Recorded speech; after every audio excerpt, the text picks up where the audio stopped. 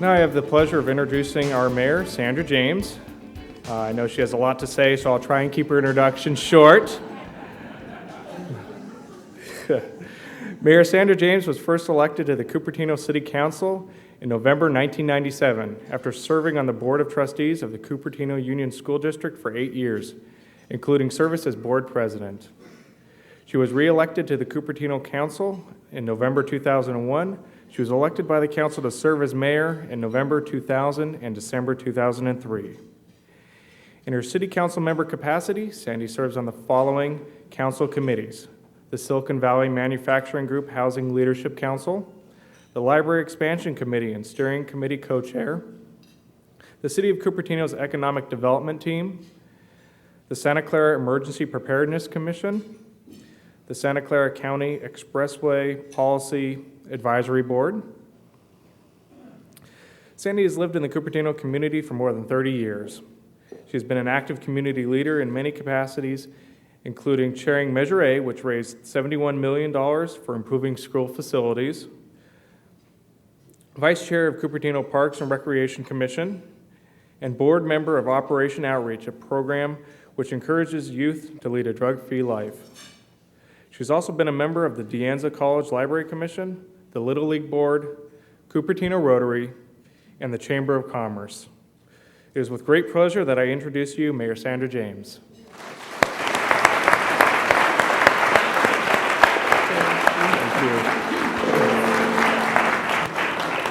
Thank you, Ed, and I'd like to thank the Chamber and the Rotary for hosting this event, and I would like to thank all of you for coming and all the people listening out there for paying attention to what's going on in the city. I'm going to spend some time today talking about history, because I think history and tradition are critically important. And as Ed said, as usual, I have too much to say and too little a period of time to say it, so we're going to move right along, and let's take a look at what Cupertino looks like today.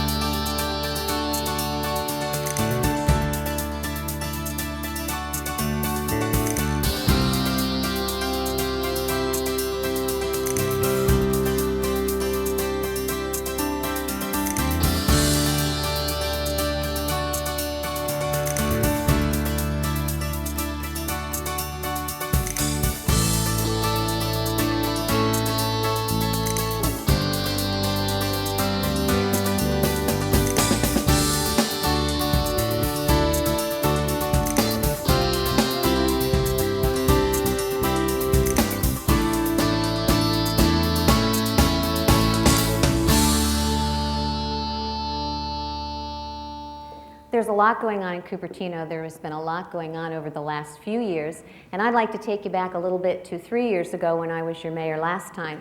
And I took your hand and walked you through the city, and we talked about the different things that were happening, things you'd asked us to do, things that we were in the middle of, those that were just dreams and visions. And I want you to hold us accountable and see how we've done over the last 3 years. You know, public agencies get beat up a lot for being inefficient, not doing things on time, taking a long time to do things, going over budgets. And I'd like to take you through and show you a little bit of the things we've accomplished and not accomplished that we talked about 3 years ago. But I have to start with just a little bit of budget because nothing would make sense without that, and this is going to be very quick. Essentially, where does it come from? Where does our revenue come from? And as you can see here, 33% is sales tax revenue. So obviously, the downturn in the economy affects us greatly. Property tax is only 12%, which may surprise you, but it should surprise you also that we only get 2 cents on every dollar for property tax. What do we do with what we get? Basically, the great majority of it goes for law enforcement and public works, which is as it should be. Law enforcement is probably the most important thing that government does, and public works represents all the infrastructure and the maintenance in your city. This is kind of a general fund trends, which just sort of shows you over the last 5 years that revenue obviously has gone down. Our expenditures are climbing gradually, but we have managed to keep the expenditures below revenue, which is a very good thing. The next thing, sales tax revenue. Since sales tax is 33% of our budget, you can see that we were doing pretty well up into 2001, and then we've gone down drastically the following 2 years.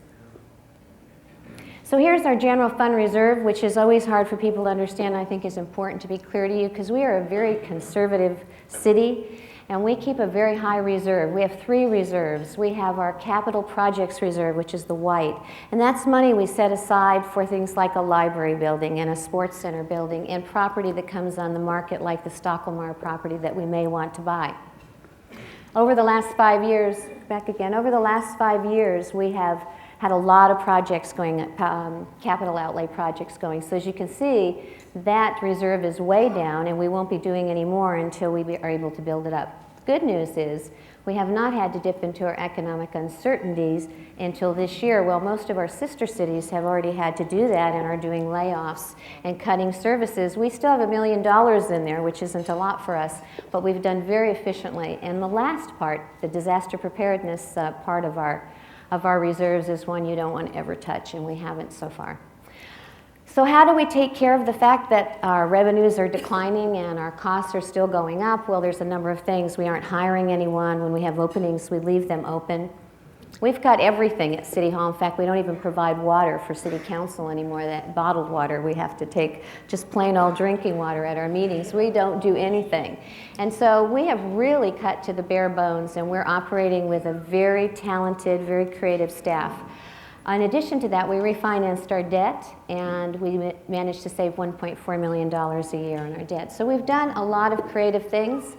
We're watching the state. Joe Simidian's been very helpful getting information back and forth to us at a very timely manner. Now, what do? We know what the budget is. I want you to meet our staff again just very briefly, so have faces to go with some of the names. Our CEO is Dave Knapp, our city manager. Ralph Qualls is our public works director. You just saw that he spends most of the money. Carol Atwood, she takes care of the money. She's head of finances, and she also has IT under her and human resources, our code enforcement officer. Steve Piasecki is the guy you go to if you want to build something. He's our community development director. And Therese Smith is Parks and Rec, and we have a very extensive Parks and Rec department, and you'll hear more about things she does as I talk further. Kim Smith is our city clerk. You go to her when you want to hear about elections and things that are going on with our commissioners, our council meetings, and our city attorney, Chuck Killian. That's pretty straightforward. And Linda Lagergren keeps us all in shape. And there's somebody missing up here, by the way, Rick Kitson, who is our public information officer. Where are you, Rick? And the 3 very talented people that helped put this together who are here with me today, Nidhi, and we have, oh, you can't see any of them anyway. I'll introduce them to you at the end. We have John Hirakawa, you just met. He's our captain, our police captain. We contract with the Santa Clara County Sheriff's Department and the Santa Clara County Fire Department because, number one, it's very fiscally responsible, and number two, we get better services, better training, and more qualified services than we could provide ourselves at a city our size. So what do? We have a budget, we have a wonderful staff, you have your elected officials. How do we decide the goals and objectives that we implement as a city council? Well, that's where you come in, because we have to talk to you and you have to talk to us. We represent you, and it's your goals and objectives that we implement. And we have a lot of ways to get you involved and to communicate. One of our best ones is our community congress. We have it every year. The mayor sets the tone and sets what the topic will be. This year I'm doing it early in March rather than October. And I'm going to do a town hall meeting format, a very open format, rather than a designated theme, because I really want to hear what you have to say to us. What's going on? What do you like? What don't you like? What would you like to change? What are we doing just great? What are we missing out on? Do you have any great ideas that we don't have? So be sure to put that on your calendar. We have a lot of other vehicles of communication. We have our cable TV, which all of our planning commissions, parks and rec, and city council meetings are televised. You can also webcast them, and they're archived, so you can watch them at your convenience, keep track of what we're doing. A very important one is our biannual community survey. Twice, every 2 years, we do a professional survey, and we're doing it this year, that tells us what you're interested in, what your priorities are. Ever since I've been on city council, this is my 7th year, housing has been at the top of that list. Housing, housing, more housing, affordable housing, keep the dense housing in the middle of city center, protect our suburban environments and our hillsides. It'll be interesting this year to see if there's a change in focus or not. We also are commissions. We have 10 commissions. This year we've added a senior commission, thanks to Vice Mayor Patrick Kwok, whose idea that was. And we get a lot of information in both directions from our commission. Now, speaking of communications, there's one thing you get to do at Mayor that's really fun, and you get to do surprise things and things that just are kind of like your idea. So there's a very special lady here today that I would like to acknowledge and commemorate, and she has been or was a speech and debate coach and department head in the Fremont Union High School District from 1947 until when, Carmondale? Carmondale didn't know that I was going to do this today. She's my speech and debate coach. She has touched more lives than I can possibly imagine. She's one of those teachers that just lived her life for students, that really reached out for students that were struggling or that had problems, and believe me, I was one of those. Took me by the scruff of my neck and straightened me up in big time. I only had a year with her. I'm always sorry of that. But she changed my life as other teachers have changed yours, and she lives in Cupertino and has touched the lives and impacted the lives of so many young people that I want you to help me say thank you. Stand up, Carmondale.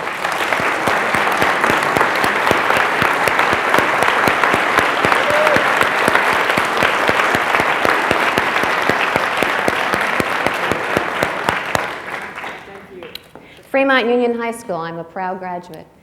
So let's go back 3 years ago when I was your mayor, and let's talk about the things we were doing. In my State of the City address that year, we had a picture of a senior center. We promised you a new one. We opened it in 2001 on time and on budget. Ralph Qualls helped a lot with that. It is a beautiful senior center. You only have to be 50 years old to belong. Apple Computer donated these computers. Our community groups helped us. Rotary, as a matter of fact, raised a lot of money to help with the furnitures. It is a community building, a beautiful building. This is the outside patio, which is right on Memorial Park. We promised you a sports center and a teen center, and we opened that this month. If you haven't been there, go inside. The community came for the opening. It looks kind of the same on the outside, but the inside's very different. Our fitness center is state-of-the-art, about 4 times the size, I think. I work out there, so come join me. And we have a child care center, which we did not have before. You can leave your children in a safe place. And we have, we have a teen center, our first ever teen center. And that is something we've worked very, very hard at. The Teen Commission helped design it and implement it and works on the programs, and therefore I believe it'll work because it's not adults deciding what teens like, it's teens deciding what teens like. And you can see it's very busy. The young people are very enthusiastic about it, and I am extremely proud of it. This council is very committed to doing a better job addressing the needs of young adults and teens. In the last 3 years, we have started a teen commission. This is their 3rd year. and they are just incredible. If you haven't heard about them, you should go and spend some time. All these meetings are public. We've continued our Teen Academy, which is in partnership with the Sheriff's Department. Our Tomorrow's Leaders Today in partnership with the Chamber. And we actually have a skate park. Now, I have to be honest here. 3 years ago, I promised you a state-of-the-art permanent skate park. And I noticed in the paper that Sunnyvale just opened theirs, and we know all our other neighboring cities has them. We have a mobile skate park. But it really isn't our fault, and I'll tell you why. Because we had a ½ acre of land donated to us by Compact, and Compact got bought out by HP, so it's not our fault, right? But what we're really hoping is that HP or Valco will still give us a ½ acre of land so that we can build a state-of-the-art, wonderful skate park for our young people to exercise and to be together in a healthy environment. The other thing, oh my goodness, look at that. There's 2 more people I would like to talk about today. One of the things that's happened to me in the last 3 years is I always have the opportunity to make new friends, and I've made 2 very, very special friends in Chuang Li Wei. And they were given a wonderful gift in their life, their son Jonathan. And their son Jonathan is a special needs child. When Jonathan came into their life, Chuang Li Wei realized that they had a challenge they weren't exactly equipped at the moment to handle. And they looked outside of themselves for help and found there was a tremendous need in our community that was not met for families of special needs children. And so they set out to fix it. And they have done an admirable job. They have a program with a waiting list. They have all-day Saturday opportunities, and they have Sunday drop-offs for special needs children so the parents can have some time off by themselves. They have changed many lives, including mine, and I would like you to help me honoring Chuang Li Wei.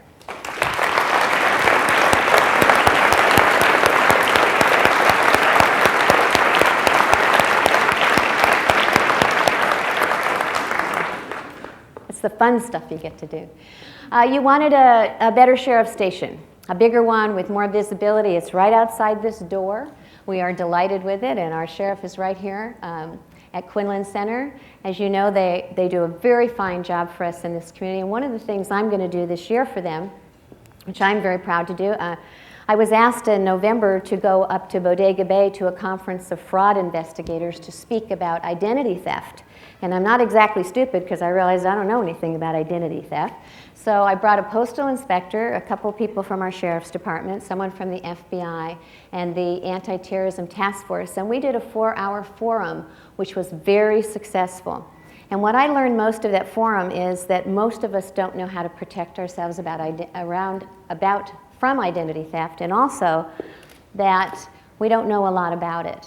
And so we're going to bring that forum here to Cupertino for all of our community and our businesses, because the businesses certainly have a responsibility not only to protect themselves, but their patrons or their clients.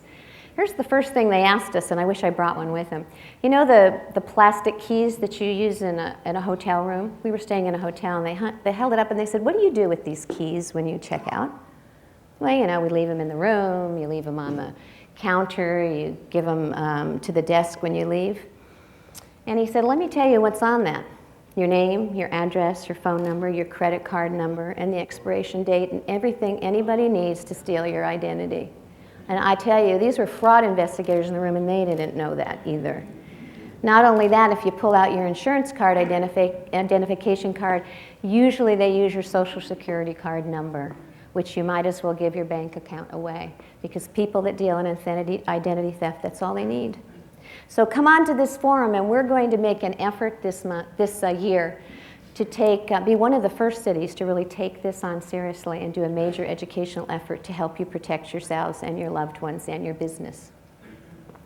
Our fire station. In the last 3 years, we opened a new fire station. We now have, this is the one at Stevens Creek, we now have 3 state-of-the-art fire stations, the 3 newest in the county. Thank you, Liz Niss. And our firefighters are highly regarded and loved in our community. They do an outstanding job, as you just witnessed. In addition to what you might expect, they also provide us and are partners with us on our CERT training, which is our Cupertino Emergency Response Training. And if you aren't participating in that, check it out on the website and get involved. We also opened a new affordable housing project in the last 3 years. And by the way, I want to just stop for a second because I forgot to tell you something. On the Sports Center and the Teen Center, by the way, that came in on budget, and 5 months ahead of time. This one came on budget, on time, as did the firehouse. This is Cupertino Community Services, and this is a project of 24 units of affordable housing. Mary Ellen Chell, who sits right here, was the vision for that. It was her idea. In fact, Joe Simidian was part of it too, as were many of you in this room. It was a community effort. If you haven't seen it, it is beautiful. It's right behind the fire station. It now provides home for 24 families and the new Center for Cupertino Community Services. Economic development is very important in this community, and as you see, we get very little revenue from property tax. So we need an environment that is healthy for our businesses, so they want to come to Cupertino and provides the services our communities do. We all get tired of going somewhere else to shop. We want to shop here. Over the last 2 years, this is a partial list of new businesses that have come into town. You may not be aware of that, and I'll talk about some of these as I go on through. BJ's you know about. There's just a lot that you don't know about and some more that are coming. And I also want to announce that we have a brand new, very brand new corporate headquarters in Cupertino. Borland Software moved into the Twin Towers building in City Center. They took up the top 3 buildings, or the top 3 floors of that building. It is their corporate headquarters, and they brought their America's sales offices here, so they will provide revenue for us, and they have already decided to get very involved. They are here today. Stand up so we can welcome you and say hello to Borland Software.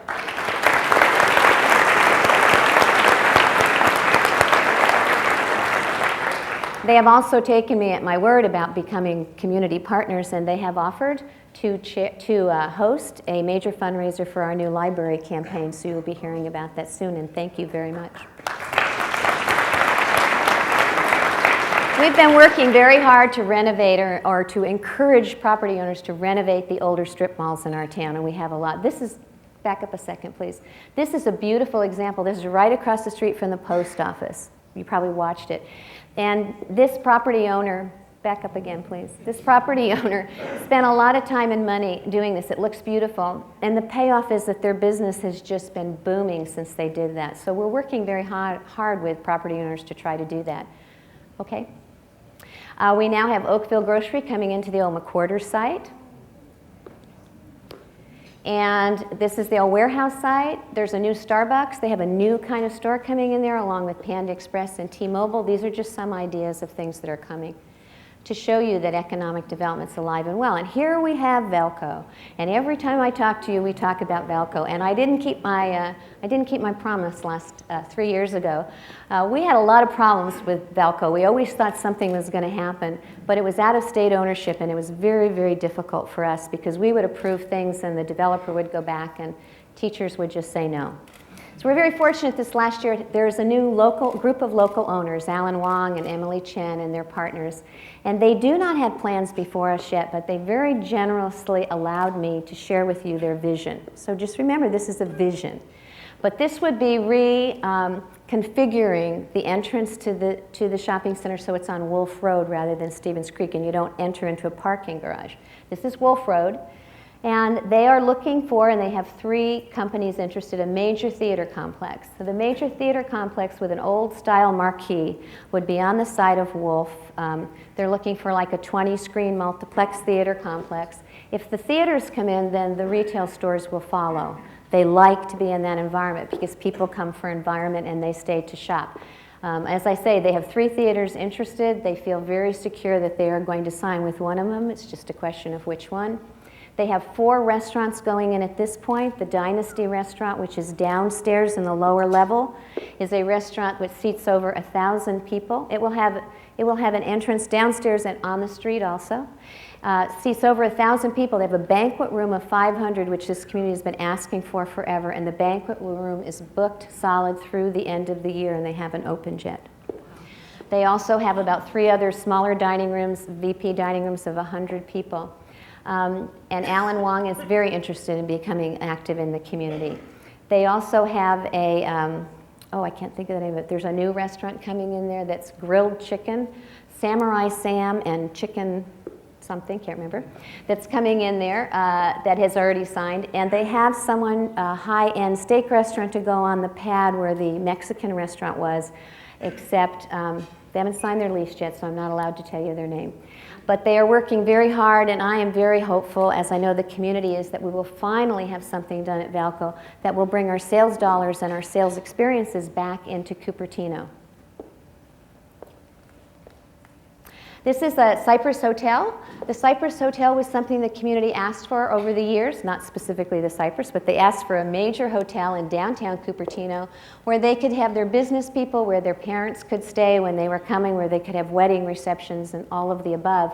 And the Cypress Hotel is a beautiful, beautiful first-class hotel with Helios restaurant on it. It has enabled this community to bring the CIF Gala, our biggest fundraiser, by the way, back from the Fairmont in San Jose into Cupertino. They've done it. This is their third year.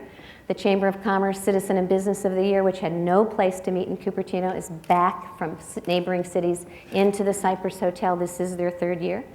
And Borland and Symantec and Apple and our business partners are doing their seminars there and are putting their employees and their customers up. And it is a wonderful, wonderful revenue producer and a wonderful addition to the community. Their general manager, Lisa Kirshner, I know she's here today, is on the chamber board, and she is in Rotary, and she's on the CIF board, and she got fully involved with the community immediately. So they are a great asset to our community that the community asked us for many, many years. This is our city center park. Right now there's a fence around it right on the corner of Stevens Creek and De Anza. And this is not the best picture, it's kind of the best I could find, but it will be an interactive park. There'll be wireless available there, and there'll be places to just kind of sit under some trees, have a cup of coffee. If you can see over to the left there under the Verona apartment, Boulanger will be over there. They're moving across the street. And they will have, there you go, and they will have frontage onto the park. And then off to the right is where Helios is. And they will be enlarging and adding on to their outdoor dining experience there. So it'll be a place where you can get something to eat, you can meet friends, there's a large sculpture involved, and it should be absolutely delightful. We're opening it probably in April. This is our Civic Center. As you move down to Town Hall, so off to the left is Town Hall, an old building. And straight ahead is our new Community Hall building, and off to the right would be our library, seated on the old library site. And this is our plaza in between. Plaza where you can see children playing in fountains, people sitting out playing chess. It again will be a beautiful, wonderful, interactive, wireless access is available there. This is a better view of the library. This is the largest public works project in the history of Cupertino. And I want to give you just a little history, so stay on this slide for a moment.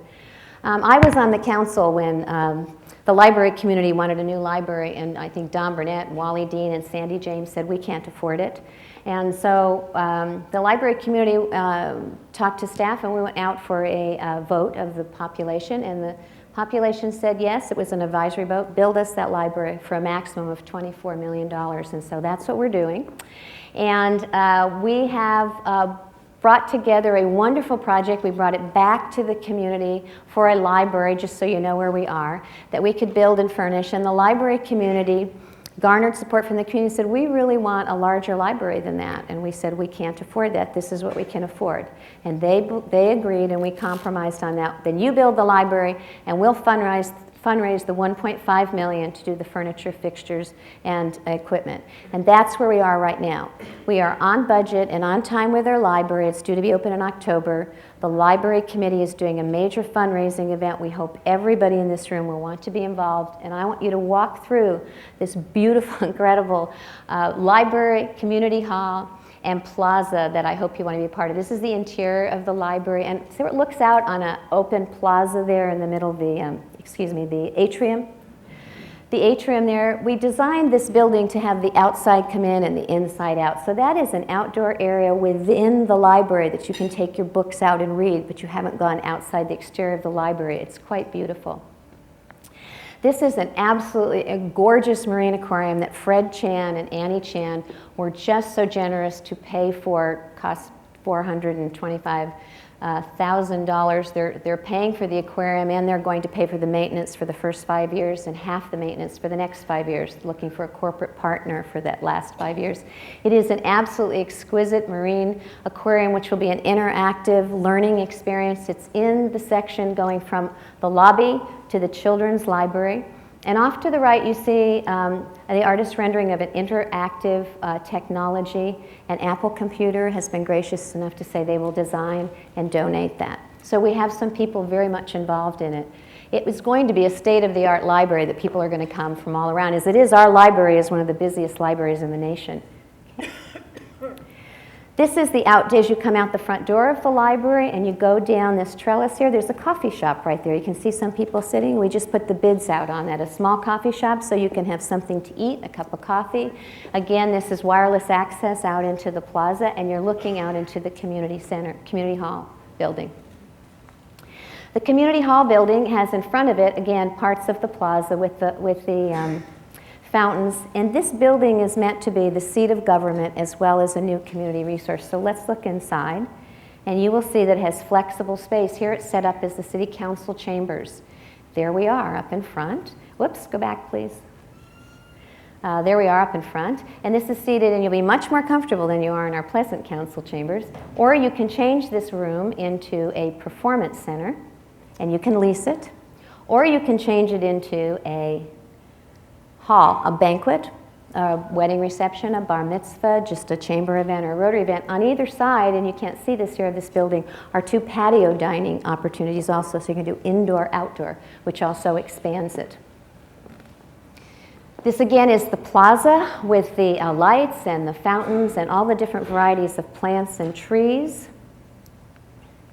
And this is some sculpture that the Randalls have been nice enough to pay for. They have commissioned, this is not the exact sculpture, but this is what it will look like. They've commissioned 2 sculptures, bronze sculptures like this, one of a child playing with 2 animals and the other one probably of a child or 2 reading a book, that will go out in the front of our library. What I would like to encourage you to do is to become a part of this library project. As I say, there will be an ongoing campaign from the library campaign. Nicole Lee is kind of the spokesperson for that campaign. I know they're having a meeting 2 days from now, and then you will be hearing a lot from them. And we're hoping that you would want to be a big part of it and join in that community effort. Let's get away from buildings for a minute and talk about parks and recreation and green spaces. In the last 3 years, as you can see, we've been very busy. We did a major planning for Blackberry Farms, and we asked the community to join in. So we're talking about a master plan. This is the swimming pool there. And Therese Smith came up with a very creative idea for a kit. She sent out a visioning kit. We had over 500 people respond to that, and we got all kinds of ideas, including taking the golf course away, doing soccer fields. We came back amongst that, and we really decided to keep the golf course, don't panic. But we're talking about a trail, how a trail would go through there, and various other things, restoring the creek, taking some of the food services away from the creek. And one of the things that came up during that time was the possibility of a living history center in that corridor. We'll talk about that a little bit later, but as if we weren't busy enough. We also renovated 2 major parks, Wilson Park and also Portal Park in the last few years. So we kind of keep things going in Parks and Rec. Sometimes it's sort of hidden over here and you don't pay much attention to it. The Parks and Recreation then falls, the fireworks fall under that. That's okay, come on. Have you read The Courier today? Okay, let's throw that. Let's show that cartoon. They did a cartoon on me in The Courier today. This is the crew doing this. What is the answer? Okay, fireworks. Okay, let's talk about fireworks. Last year, you guys let us know loud and clear that you did not like that we canceled the fireworks. And I want to explain to you a little bit about why we did that. History here again. So let's go to the next slide. We have traditionally done our fireworks at De Anza campus, but the De Anza campus was unavailable last year, this year, and probably next year because of their renovations. Given that and our budget restrictions, we just didn't have a place that worked last year. Now, we really heard what you had to say, so we're determined to do fireworks this year, and it's going to cost us $60,000. So any of you corporate sponsors out there would like to put your name on our fireworks, we would love to have your donation, and you can take your staff up on the top of the hill, have a big party for your employees. Anyway, we looked at a lot of spaces in Cupertino, and we found most of them were not workable because of either fire hazards, they didn't meet standards, or the fields weren't in good condition. So we kept looking, and we came down to Cupertino High School. Now, Cupertino High School passed all the tests except we can do the shoot there and the drop zone, but you can't watch there because it was too dangerous. So now we had to look for alternative viewing sites, and this is where the Sheriff's Department helped us out with Lori Smith's helicopter. We took we go to no ends to meet your needs here, guys. We took the helicopter up at 400 feet and 200 feet and hovered, and those are the high fireworks are at 400 feet and the lower ones are 200. And then we sent all our staff all around the city to see what the visibility was. So for instance, you know, at Wilson Park, the good visibility at 400, but you can't see them at 200 feet. Or there's very good visibility at some of the sites. Memorial Park is fair to poor depending on the trees. So what we ended up with is there were three very good possibilities for excellent visibility. One is Creekside Park, which we own. Sedgwick School with the Cupertino School District has been generous enough to say yes, we can use. And Hyde Middle School, which we could not find a picture of, is the third one. So we are going to shoot off the fireworks at Cupertino High. We will have 3 large places to view them if you want to bring a bunch of people, but really your neighborhood and your block parties and places like that are going to be a really neat place to do it. And we will help you. Skip Shervington will be happy to help you with block parties. Won't you, Skip? Right, see? With block parties, we block it off. The fire department comes out with their fire trucks. Isn't that right? You do that for our block parties. And you can get all the kids in the neighborhood and have your barbecues and have a wonderful, wonderful 4th of July. It's going to be a little bit different in that we're not going to send out notice to the region. We want it to just be community. And it'll look a little bit like this.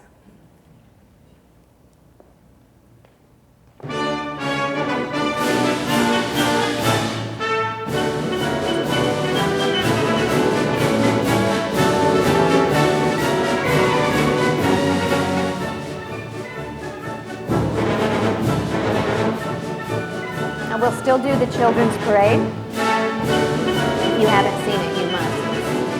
Very, very, very special.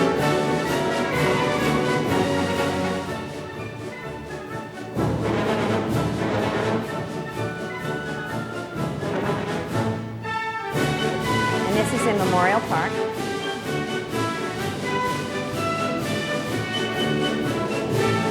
And even some of the adults like to get dressed up like the birds. We have activities at Quinlan Center.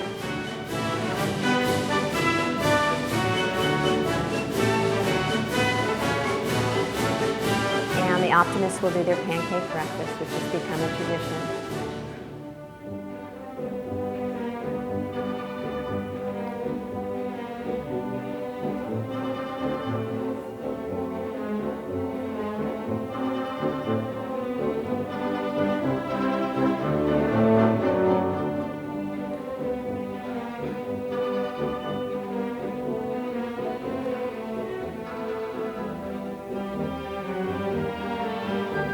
There'll be band concerts and things going on in Memorial Park all afternoon, or most of the afternoon.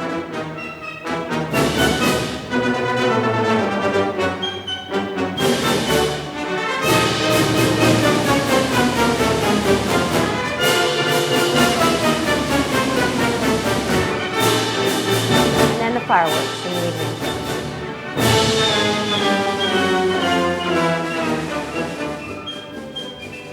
So we hope you all join in with us, and we'll bring the fireworks back, and we'll find the $60,000 to do that. But really, it came not to be about 20 minutes of fireworks for $60,000. It came to be about tradition and history, and over 2 years of history in this country, and the ability and the need for the community to come together and celebrate that. So I hope you enjoy it as much as we're going to.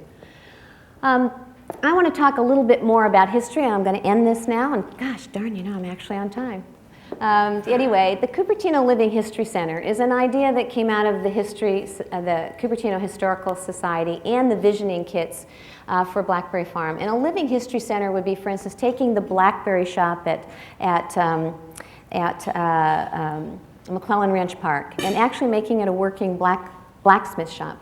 having the barn be an actual working barn, having some of our farmers who are dying to bring their equipment down to the orchard at Memorial Farm and teach school children what it's like to be a farmer and what you do with a tractor and the farm equipment. Learning by hands-on, at the same time taking everything we know about Cupertino and all of our varied history, and we have a lot of records and historical facts, and celebrating them. So what I want to do this year, and in fact, they're going to be bringing their first proposal before the City Council on their first meeting in February. What I would like to, you can just keep running this, what I would like to do this year as a mayor, you get to do some unique things, is I want to kind of celebrate history all year, working up to our 50-year birthday, which is next year when Patrick will be the mayor. And so I want to kind of talk about and have opportunities for us to learn a lot about our histories and be a part of the Learning History Center. So when we open the park, for instance, in April, Stevens Creek and Deanne's, the City Center Park, maybe we'll celebrate the history of the flower growers and Itswanaka, who's here tonight, and Greg Jow will help us research that and find out more about that. When we put the children's artwork about around the fence at the library construction site, and the Cupertino School District schools are working on that right now. When we have a celebration to see what that artwork looks like, we can study and celebrate the history of the Cupertino School District. When we open the library in October, we'll be studying and celebrating the history of the library system. Apple has a 20-year anniversary this year, and we'll probably use that to talk about and celebrate the history of business as the Chamber's 25th anniversary also. So we'll do that all through the year. And I want to take the opportunity tonight to start it off a little bit with something special that was given to me. And if you can hold this for just a minute. Everybody that's lived in Cupertino, what is that? Callee Brothers Granary, that's right. Anybody who's lived here for any length of time, and I've been here for 35 years, you know, is nostalgic about Callee Brothers Granary. You know, it was right here on the corner of Stevens Creek and DeAnza, and it defined who we were. And when it went away, we were all very sad. So every year, it seemed like for years, at Christmas time, there was a tree on the top of this granary. Does everybody remember the tree? There was always a Christmas tree up there, and it was lit, and it was kind of like what we did in this town at Christmas. And after it went away, the Courier used to write articles, and everybody used to lament that, so that the Verona Apartments and the Cypress Hotel now put a Christmas tree on top of their buildings to commemorate that. And something very special happened to me last year. One of the tapestries of living in this town, a very dear friend of mine likes to talk about tapestries of lives and how we all interact. And I happen to have breakfast at a certain restaurant a lot of times on weekday mornings, because I'm supposed to not, the owner told me not to name it, so I'm not going to do that today. But anyway, there's somebody doing it longer than I did. There's a group from Peninsula Bible College that have been having breakfast there for 17 years. And they brought in this gift to me. And it was a gift given to Bob Bounce by his neighbor. And she was cleaning out her garage one day, and her husband had died, and she brought this over, and she said, I don't really know what to do with this. All I know is that I shouldn't throw it away. And Bob said, I know exactly who to give it to. And so he gave it to me, and the fact of the matter is it's not mine. It really belongs to this community. So I would like to give it today to the City of Cupertino and the Historical Society. Don't go to the next slide yet, okay? I want to show you, this is what they brought me. To Sandra James, a Cupertino Christmas memory. This homemade tree light was built by Ernie Amaral in his own home workshop. Each year, Ernie attached the light atop a live Christmas tree and supervised placement of the tree on the highest point of Callee Brothers Feed Store at the crossroads. And I have the actual light, guys. And this is like the coolest thing you have ever seen. This is a mason jar. This is a mason jar screwed on top of a ceramic light socket, and it's got these things that hang onto the branch. And every year, Ernie climbed up there and he stuck this thing into the. And if you plugged it in today, it would burn down the building. But now is this not special? This is special. And I was so pleased that they gave it to me, but it really isn't mine. So I would like to ask Christine Jeffers to come up here from the, and why don't you play the, start playing the roll of tape. I want to tell you some of the pictures you're going to see now, too. These were found in the bottom of our library somewhere. Mary Ann found them, and we recorded them. Come on up here. Christine Jeffers is the executive director of the Cupertino Historical Society. And I'm going to give this to you. It's hard for me to do this, but I'm so afraid I'm going to break it too. But I want it displayed at City Hall in one of our cases so that everybody can come and watch it. So this is the light. Thank you very, very much. And I think we need to put this with it also. Thank you. Okay.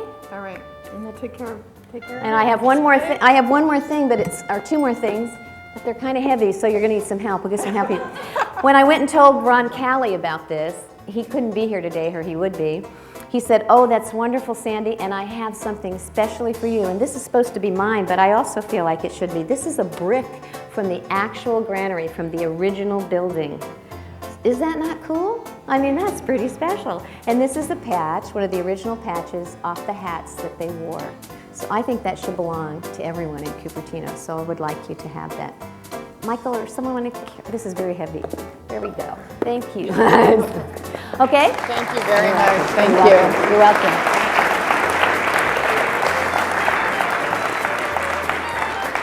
So I kind of took you on a historical journey today. We started off in the present and we ended up in the past.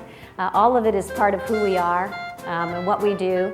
And I think the beauty of this community is we tend to do it together. We do it together very well, working in a collaborative manner. And this is also part of the Historical Society. It will be part of the Cupertino Living History Museum. One of the other things that I asked to do this year, and I'm proud to tell you that I just got approval for this, I asked the Cupertino Senior Center Cable TV crew, a better part, if they would consider doing doing video recordings of people who have lived in this community a long time. Well, they're still here before we lose all of their memories. The Callee family, for instance, is a perfect example. And their board approved that last week, so they are going to do that.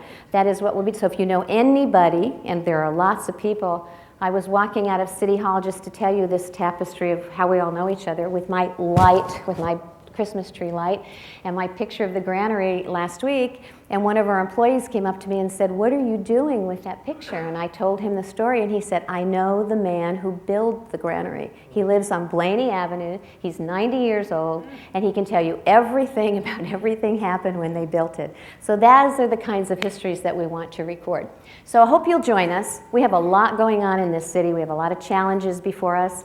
We have budget challenges, we have general plan challenges, but we have so much to celebrate. We just have wonderful things going on too. We have lots of things happening in the community that we should be proud of. One of them is our history. One of them is the History Center and our new library that's going up. So come join us, take our hands, and can we just take a stroll down memory lane for a few minutes as we end this presentation?